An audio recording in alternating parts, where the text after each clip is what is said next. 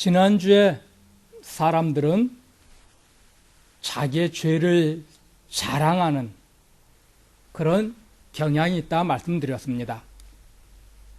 지난주에 어느 이메일을 하나 받았는데 서로 다른 두 사람이 옥신각신하는 이메일을 저에게 보내서 서로 잘못이 없다는 그런 이메일을 보냈습니다. 그 이메일을 읽다 보니까는 중간에 이런 글이 있더라고요. 자기는 젊었을 때 정말 어둠의 세계, 쉽게 말하면 조직 폭력배 세계에서 오랫동안 지내다가 이제 예수를 믿고 목사가 된 지 8년이 되었습니다. 그런데도 아직 자기 속에 이 불끈불끈하는 화가 아직도 있습니다. 이거를 다스려야 되는데 아직 잘 다스려지지 않습니다. 하면서 자기에게 함부로 대한 사람을 손을 봐주고 싶다. 과거에 내가 이랬는데 하면서 자기의 과거의 그 부끄러움을 은근히 드러내고 과시하는 사람들을 발견하게 됩니다. 과거에 그렇게 살았던 것은 정말 평생 예수를 믿고 나서는 평생 치욕스러워서 그것을 다시는 머리에 떠올리기도 부끄러워야 되고 사도 바울처럼 나는 죄인 중에 괴수라고 하면서 그 죄를 다시 입에 담는 것까지도 괴로워하고 부끄러워해야 되는데 가끔 간증하러 다니시는 분들을 보면은 내가 이렇게 과거는 잘 나갔다 이런 표현을 씁니다. 잘 나간 것이 무엇입니까? 세상에서 주먹질해서 많은 사람들을 두들겨 패서 자기 배를 채우고 자기 주머니에 많은 돈이 가득하게 채운 것이 잘 나간 것입니까? 그거는 잘못 나간 거죠. 정말 하나님 앞에 부끄럽고 쥐구멍이라도 들어가야 될, 과거에 자기 죄를 아는 사람을 만날까 봐 두려워 떨어야 될 그런 죄악인데 사람들은 그거를 은근히 내가 이렇게 과거에 잘 나갔다 하는 말로 과거의 삶을 자랑하는 그런 어리석은 모습을 우리에게 많이 보여주고 있습니다.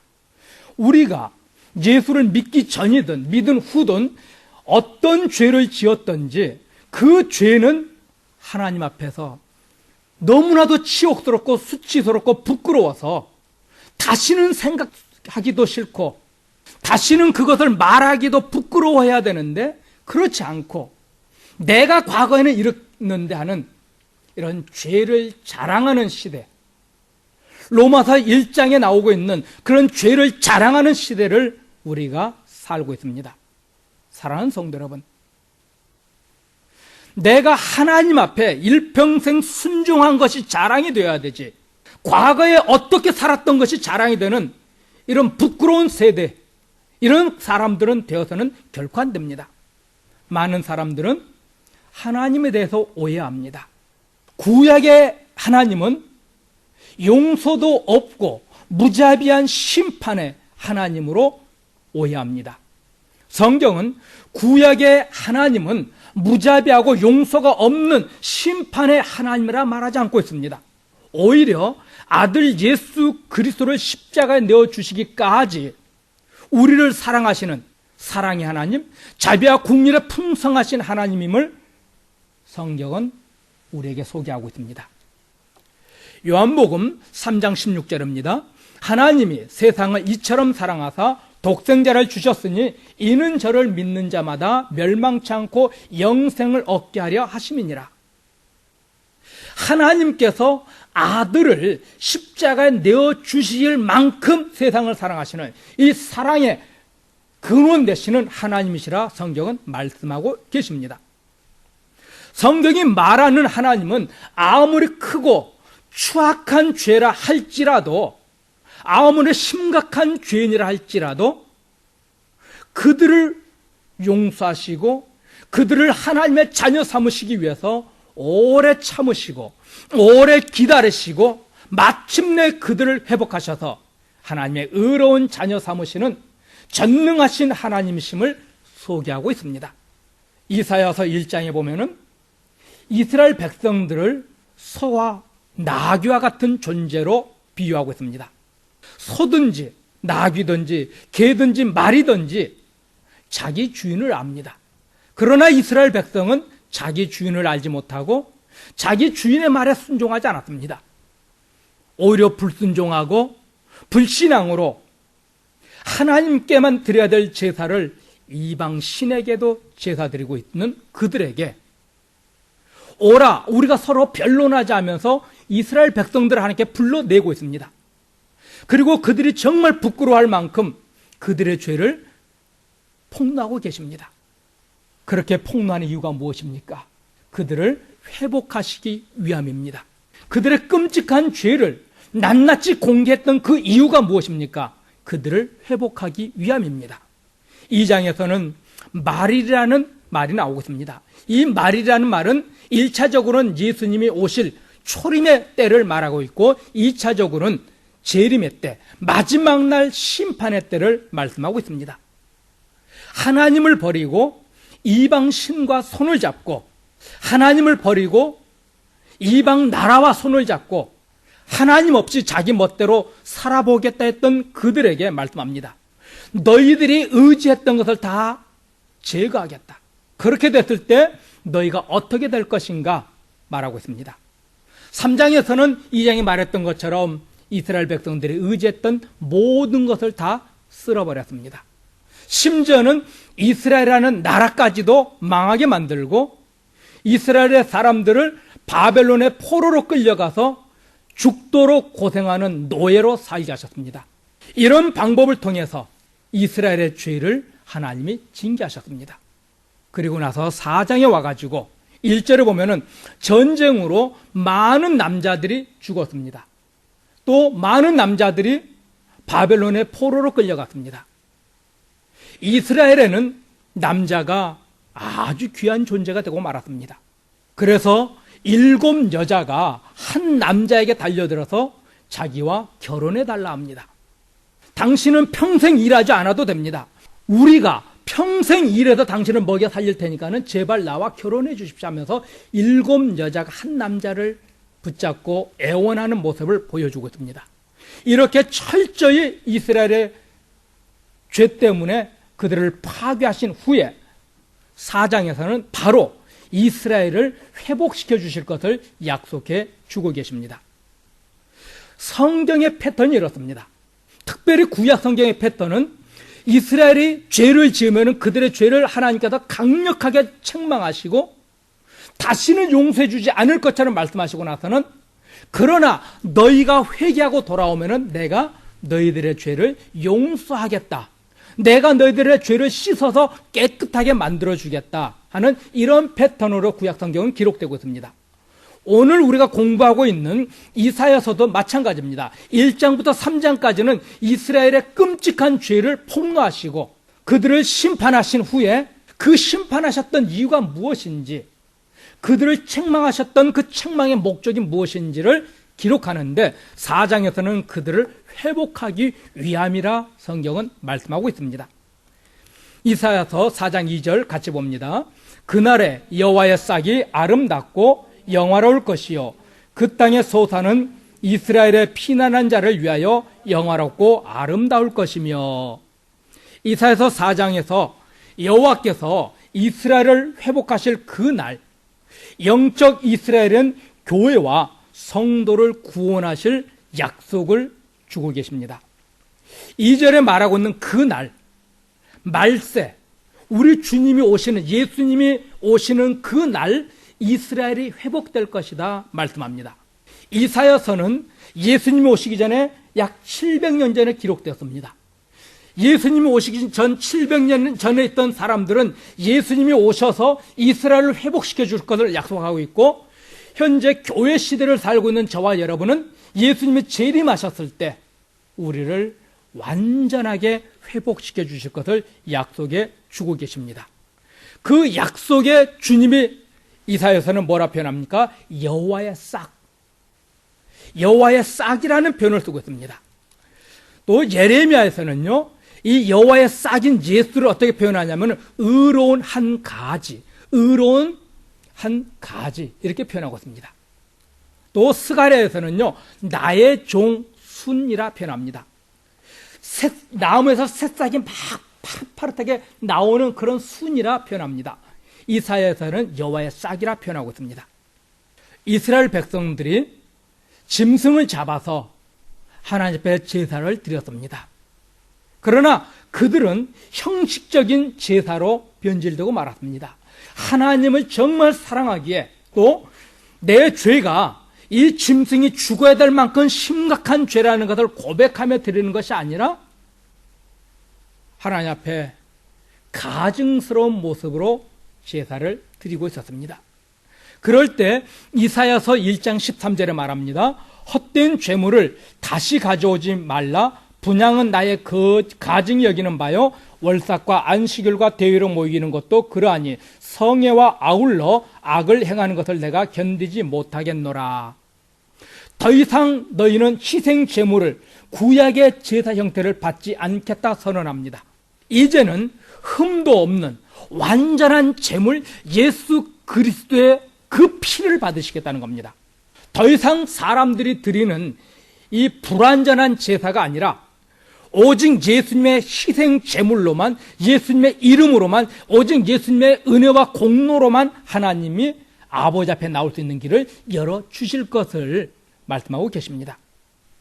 예루살렘 성에 머물러 있던 자들, 예루살렘 성에 아직 살아남아있던 그 자들을 가르쳐 말하기를 거룩한 성도라 표현합니다. 생명책에 그 이름이 기록되지 못한 자들은 다 죽을 것을 또한 말합니다. 이사야서 4장 3절을 같이 보시기 바랍니다. 시온에 남아있는 자, 예루살렘에 머물러 있는 자, 곧 예루살렘에 있어 생존한 자 중 농명된 사람은 거룩하다 칭함을 얻으리라. 예루살렘에 남아있는 그들 중에 생명책에 그 이름이 기록된 사람을 어떻게 한다고요? 거룩하다 하나님이 말씀하실 거라 말합니다. 다니엘서 12장 1절을 봅니다. 그때에 내 백성 중 무릇 책에 기록된 모든 자가 구원을 얻을 것이라. 누가 구원을 받는다고요? 책에, 생명책에 그 이름이 기록된 자가 구원을 얻을 것이라 말합니다.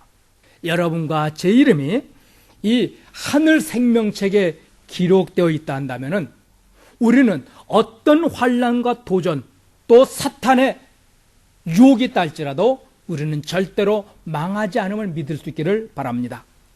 계시록 20장 15절입니다. 같이요. 누구든지 생명책에 기록되지 못한 자는 불못에 던지우더라. 누가 지옥에 던져진다고요? 생명책에 이름이 기록되지 않은 자. 생명책에 이름이 기록된 사람은 다 천국으로 하나님이 인도하실 것을 약속합니다. 현재 예수를 믿는 사람들, 교회를 다니는 사람 말고 예수를 정말 자기의 주인으로, 자기의 전부로 영접한 사람은 그 이름이 하늘 생명책에 기록된 줄로 믿습니다. 또한 현재 예수를 믿지 않은 사람들 가운데 그 이름이 생명책에 기록이 되었지만은 아직 때가 되지 않아서 예수를 영접하지 않은 사람들이 있을 수 있습니다. 어떤 사람들은 죽기 바로 직전에 예수를 영접하는 사람도 있기 때문에요. 예수님이 십자가 못 박혀 죽으시기 직전에 한편 강도가 그런 사람이잖아요. 죽기 전에, 바로 전에 예수를 십자가에서 만나서 예수를 영접하고 그가 예수님과 함께 낙원의 천국에 들어가는 그런 복을 받았던 것처럼 오늘 예수를 믿지 않고 있다고 해서 그 사람들이 다 멸망의 사람들은 아님을 기억하시기 바랍니다. 오늘 예수를 믿지 않고 있지만은 우리를 통해서 그들을 하나님 앞에 부르는 이 전도의 사명을 주셨습니다. 하나님 나라에 생명책에 그 이름이 기록된 사람은 다 구원을 받을 것입니다. 생명책에 기록되지 않은 사람들은 다 무서운 지옥의 형벌을 받게 될 것입니다. 이스라엘은 하나님의 심판을 받아서 나라가 망하게 되고 백성들은 포로로 끌려가서 죽을 고생하며 종노릇했지만은 하나님께서 여호와의 싹, 예수 그리스도를 보내셔서 그 땅에 남아있는 자들을 회복시켜 주실 것을 약속합니다. 그 땅에 남아있는 그들을 구원하실 것을 약속해 주고 계십니다. 이들은 누구입니까? 마지막까지 그들의 신앙을 지킨 자들입니다. 하나님께서는 세상이 아무리 타락해도 하나님의 사람들, 남은 자들을 끝까지 지키고 보호하시고 구별하십니다. 하나님을 사랑하여 신앙을 지킨 사람들은 하나님의 특별한 방법으로 지키시고 보호해 주심을 믿으시길 바랍니다. 요한계시록 13장에 대환란의 때에 적 그리스도가 나타납니다. 이 적 그리스도가 666이라는 표를 가지고 와서 하나님을 버리고 이 짐승을 경배하겠다는 그 신앙의 고백으로 666의 표를 이마나 오른손에 도장을 받게 합니다. 그런데 누가 666의 표를 받습니까? 누가 짐승의 표, 666의 표를 받습니까? 생명책에 그 이름이 기록되지 못한 자들만 666의 표를 받습니다. 믿습니까? 성경이 말씀입니다. 여러분이 666의 표를 안 받을 수 있음을 믿으시길 바랍니다. 성령께서 여러분의 이마에 인을 쳐 주셨기 때문에요. 계시록 13장 6절에 보면은 죽임을 당한 어린 양의 생명책에 창세 이후로 농명되지 못하고 이 땅에 사는 자들은 다 짐승에게 경배하리라. 누가 짐승을 경배하고 누가 666의 표를 받는다고요? 생명책에 그 이름이 없는 자요. 성경이 그렇게 가르치고 있습니다.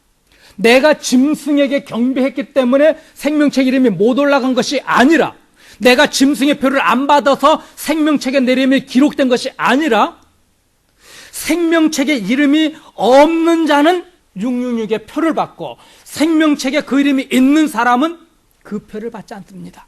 믿습니까?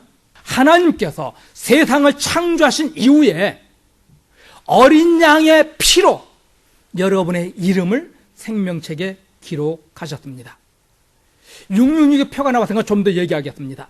요즘은 666이 베리칩이라 많은 사람들에게 그렇게 가르칩니다. 많은 사람들이 두려워합니다. 성경을 보시기 바랍니다. 666의 표는 거의 같은 시대에, 같은 시간에 온 세상이 짐승을 경배하겠다고 받는 것이 666의 표입니다. 그렇죠? 베리칩이 666이라 한다면은 온 세상이 거의 같은 시기에 받아야 되는데, 미국은 베리칩을 오늘 받고 저 아프리카는 10년, 20년 후에 받는 것이 베리칩이라 한다면 그것이 666이 될 수 있습니까? 없습니까? 없지요. 계시록 13장에는 짐승이 모든 사람들에게 자기의 정체를 드러냅니다. 공개적으로 드러낸 후에 그 짐승만을 경배하겠다는 이 신앙의 고백으로 주는 것이 666 표입니다. 성경은 정확하게 기록하고 있습니다. 짐승의 표인 666은 어린 양의 생명책에 이름이 기록되지 못한 자만 받습니다. 이것이 하나님의 말씀을 믿으시길 바랍니다. 로마서 8장 38절 39절 같이 봅니다. 내가 확신하노니 사망이나 생명이나 천사들이나 권세자들이나 현재일이나 장래일이나 능력이나 높음이나 깊음이나 다른 아무 피조물이라도 우리를 우리 주 그리스도 예수 안에 있는 하나님의 사랑에서 끊을 수 없으리라. 아멘. 사탄도 사망도 어떤 권세도 심지어 666의 이 짐승의 표마저도 여러분을 하나님의 사랑에서 끊을 수 있다 없다? 없다 말하고 있습니다. 왜 하나님의 이 위대하신 약속을 믿지 못하고 오늘날 많은 사람들이 하나님의 그 위대한 사랑 가운데 감격하며 살게 하지 못하고 짐승의 표를 두려워하게 합니까? 우리는 사탄을 두려워하는 존재들이 아니에요. 하나님의 그 위대하심에 감격하며 사는 사람들입니다. 사탄은 하나님이 허락한 범주 내에서만 일합니다. 욥을 시험할 때 욥이 하나님에게 찾아와서 하나님이 허락한 것만 욥에게 시험을 했습니다. 그렇죠?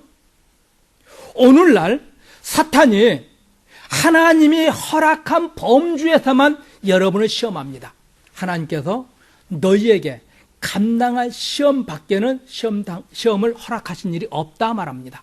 베르칩이 666이라고 하면서 사람들에게 두려움을 줍니다. 그 두려움을 가지고 하나님보다 사탄을 더 두려워하게 만들고 있습니다. 이건 잘못된 거예요. 하나님은 사탄까지도 말씀으로 완전하게 멸망시킬 수 있는 전능하신 하나님이시기에 오직 하나님만을 두려워하고 하나님만을 경배해야 되는데, 세상은 하나님에 대한 그 사랑, 하나님에 대한 신뢰를 깎아내려서 세상을 더 무서워하고 사탄을 더 무서워하고 666이라는 이 표를 더 무서워하게 만들고 있습니다. 이것은 잘못된 길로 가는 거예요. 하나님을 볼 수 있고 하나님이 세상 그 어떤 것으로도 끊을 수 없는, 이 끊을 수 없는 사랑으로 우리를 지키고 있다는 이 사랑으로 감격스러운, 여기까지 하나님께서는 우리를 이끌어 가시기를 원합니다. 사탄을 두려워하는 자가 아니라 하나님을 경유할 수 있는 사람들. 오늘날 많은 사람들은 이 베르칩이라는 것만 바라보고 있습니다.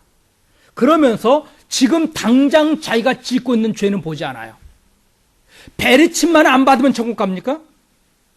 아니잖아요. 오늘날 내가 하나님을 내 삶 속에서 완전하게 나의 주인으로 고백하고 인정하고 그분을 따라가야지. 오늘날 삶은 개판으로 살면서 베르칩만 안 받는다고요? 성경을 왜곡하고 있습니다. 단순히 베르칩만 안 받는다고 천국 가는 것이 아니라 오늘 내가 하나님을 나의 전부로, 나의 구주로 인정하고 사는 것이 중요합니다. 오늘 내가 주일도 안 지키고 제멋대로 세상 나가서 더러운 죄를 짓고 있으면서 베르칩만 안 받으면 천국 갈 거라고요? 아니잖아요. 오늘날 내가 하나님을 인정하고 그분을 경외하고 그분을 따라 순종하는 삶을 사는 것이 중요한데, 많은 사람들의 시선을 어디로 바꿔버렸습니까? 베르칩으로요. 이것이 문제라는 겁니다. 하나님을 바라보시고 하나님을 목적할 수 있기를 바랍니다. 계시록 7장 3절 같이 봅니다. 가로되 우리가 우리 하나님의 종들의 이마에 인치기까지 땅이나 바다나 나무나 해하지 말라 하더라. 하나님께서 계시록에 보면은 이 세상을 심판하실 때 세 가지 단계를 거치셨습니다. 첫 번째는 인, 7가지 인 후에 7번째 인을 뗄 때 첫 번째 나팔이 옵니다. 7번째 나팔까지 간 다음에 7번째 나팔을 볼 때 첫 번째 대접 재앙이 나오고 있습니다.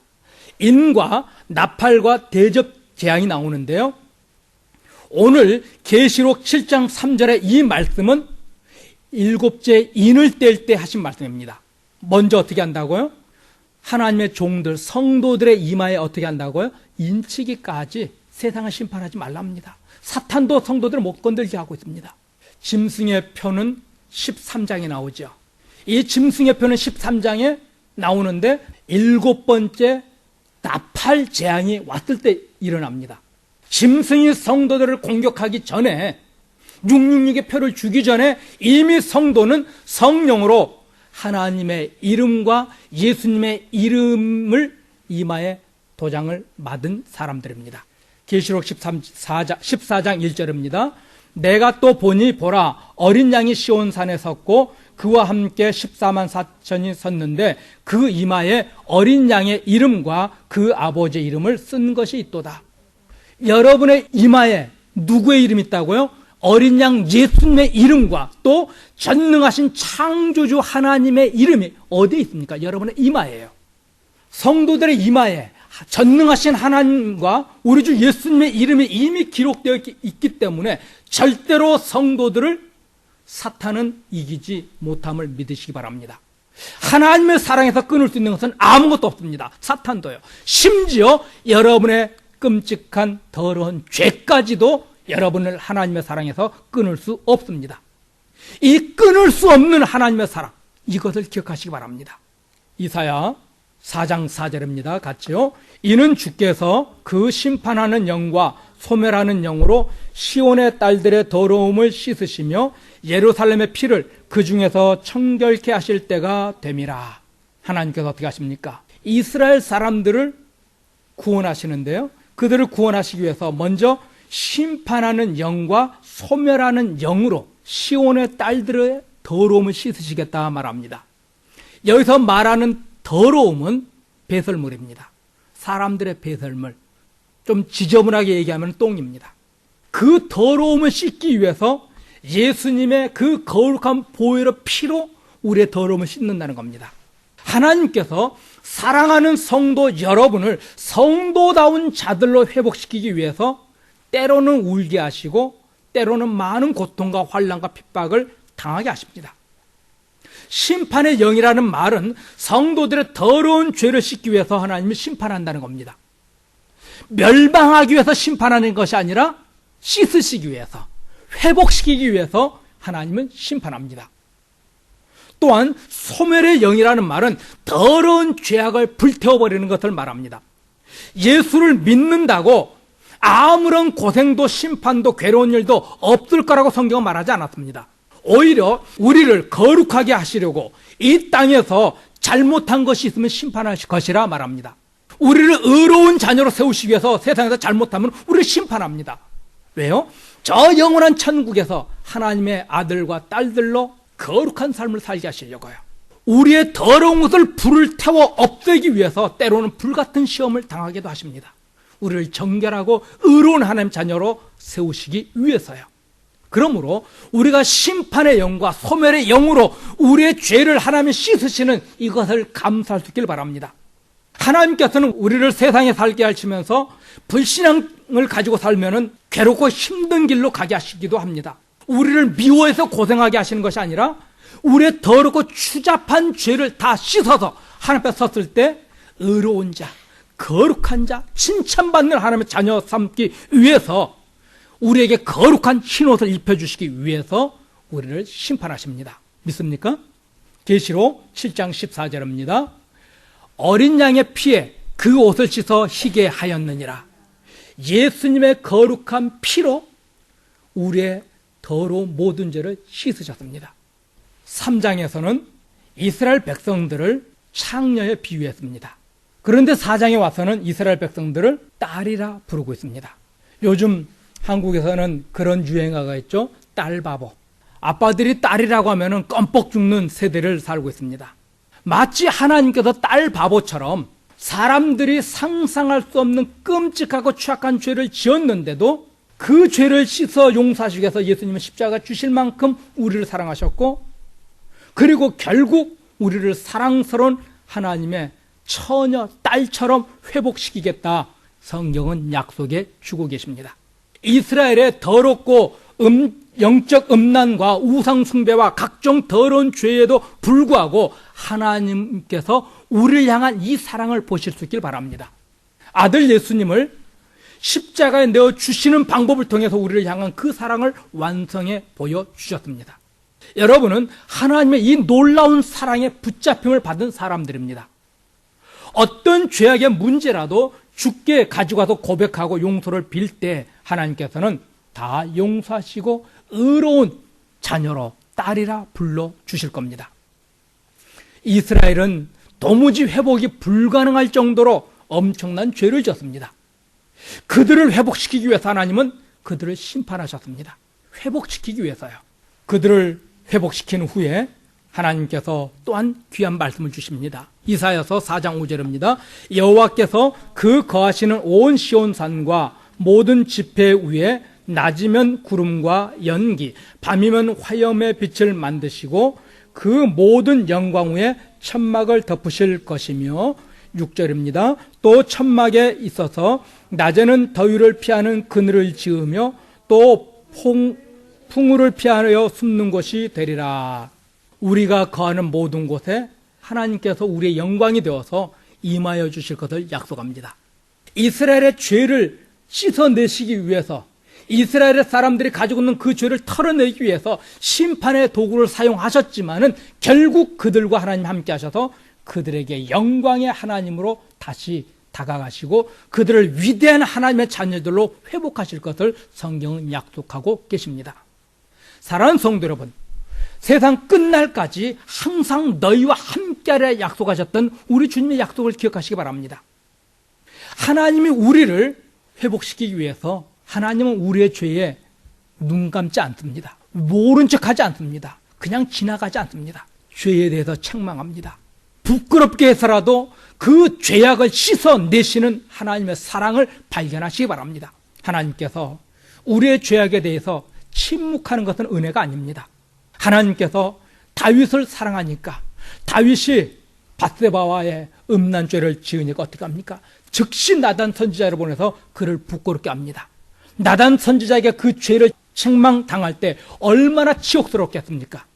그 치욕을 통해서 다윗을 회복시켰습니다.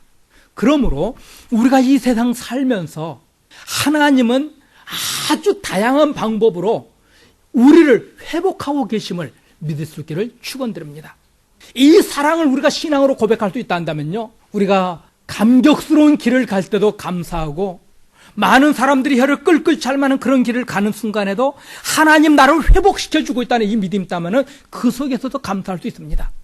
우리를 하나님 나라를 이어받을 자녀, 처녀, 딸이 되게 하시기 위해서 때로는 책망하시고 때로는 고통도 당하게 하시고 때로는 좁고 힘든 가시밭길을 걷게 하시지만은 하나님께서 친히 우리를 붙잡아 주셔서 완전한 자리로 우리를 회복시켜 주심을 이사야 4장에서는 약속해 주고 계십니다.